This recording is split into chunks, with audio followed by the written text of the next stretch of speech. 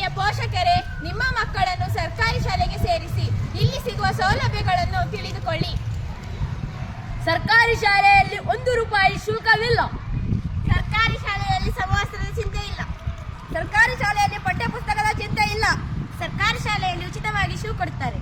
ಸರ್ಕಾರಿ ಶಾಲೆಯಲ್ಲಿ ಕನ್ನಡ ಜೊತೆ ಇಂಗ್ಲಿಷ್ ಅನ್ನು ಕಲಿಸುತ್ತಾರೆ. ಸರ್ಕಾರಿ ಶಾಲೆಯಲ್ಲಿ ಮಾನವೀಯ ಮೌಲ್ಯಗಳನ್ನು ಕಲಿಸುತ್ತಾರೆ. ಸರ್ಕಾರಿ ಶಾಲೆಯಲ್ಲಿ ಪಠ್ಯದ ಜೊತೆ ಪಠ್ಯೇತರ ಚಟುವಟಿಕೆಗಳನ್ನು ಕಲಿಸುತ್ತಾರೆ. ಸರ್ಕಾರಿ ಶಾಲೆಯಲ್ಲಿ ಊಟದ ಡಬ್ಬಿ ಕಟ್ಟುವ ಅಗತ್ಯವಿಲ್ಲ. ಸರ್ಕಾರಿ ಶಾಲೆಯಲ್ಲಿ ಸಮಗ್ರ ಶಿಕ್ಷಣವನ್ನು ನೀಡುತ್ತಾರೆ. ಸರ್ಕಾರಿ ಶಾಲೆಯಲ್ಲಿ ಕಸವ ಕಳೆದು ಬೆಳೆಯುವುದನ್ನು ಕಲಿಸುತ್ತಾರೆ.